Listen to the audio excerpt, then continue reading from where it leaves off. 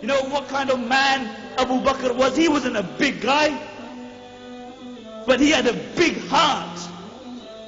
Today we have many big guys. The big guys do it for the wrong reason. And we don't have enough people who have big enough heart for the truth. And that's the problem. We have enough sellouts. We have enough people, you know, who will go and beat up some other innocent person or somebody who's weaker than them. But will they ever do anything strong for the sake of Allah? They won't, because it dents their macho-ness. That's what it is. And the Prophet ﷺ spoke about the strong man. He said the strong man is the one who can control his anger. Oh, so he who can punch out somebody's lights. And Abu Bakr radiallahu anhu, you know what kind of man he was? Aisha radiallahu anha narrates, he was thin. He was so thin that his trousers would not remain around his waist. Subhanallah, he was so thin that his eyes had sunk in, that you could see the bones in his fingers, they would protrude because he was so thin. And when he would walk, he didn't walk with a step, he didn't walk with an attitude, he actually walked with a stoop. But they say Abu Bakr was the weakest in body, but when it came to the commands of Allah, he was the strongest. When you look at macho men and you make them your role models, then why don't you compare them with the Prophet ﷺ? The Prophet ﷺ fought with people for what? Not to beat people up, to bring them closer to Allah. In the time of the Prophet ﷺ, there was a man called Ruqana. And Ruqana was the undisputed wrestler of his time. In those days, Umar ibn Khattab and Khalid bin Walid were wrestlers.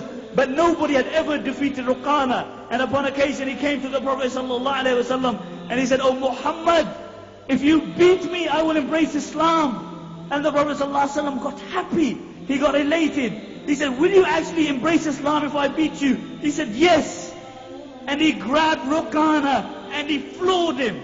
And Ruqana had never been floored before that day.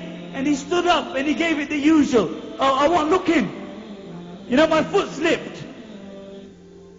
But the ulama mentioned, look at this. The Prophet ﷺ was ready, subhanallah, he was ready to fight with people to bring them to the haqq. Compare that with us.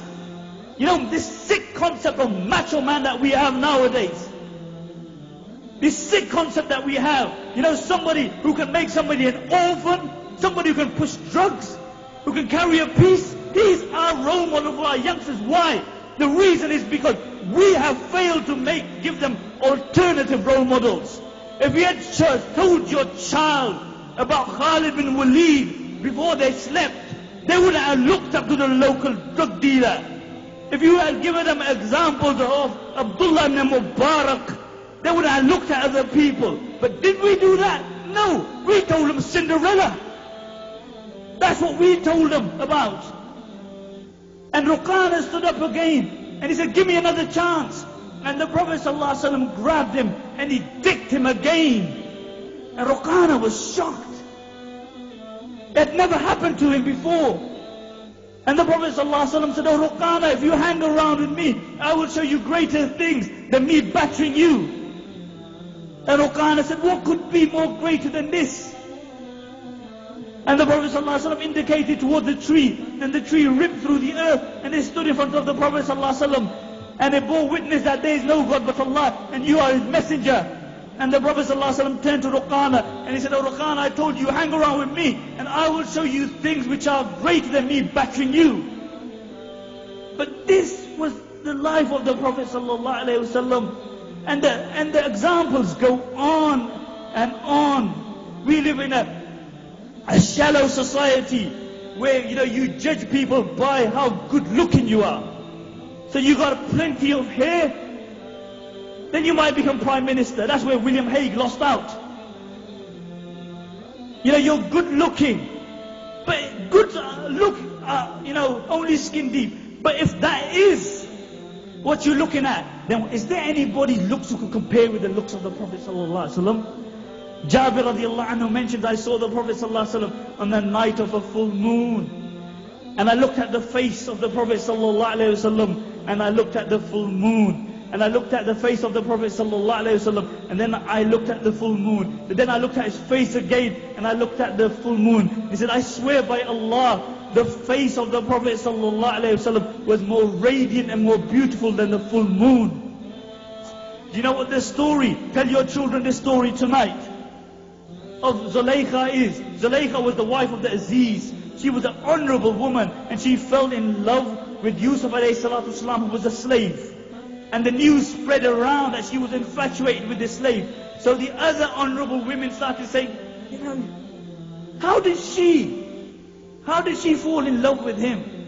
Let me put it in a context that you can understand it. How did Raja Saab's daughter fall in love with so-and-so? And I won't mention. How did Raja Saab's daughter fall in love with him? So she gathered all the women and she gave them an apple. And she said, cut the apple. And whilst they were cutting the apple, she told Yusuf alayhi salatu wasalam to walk past. The Prophet ﷺ said Yusuf alayhi salatu wasalam was given half of the beauty of humanity. And when he walked past, they saw his beauty.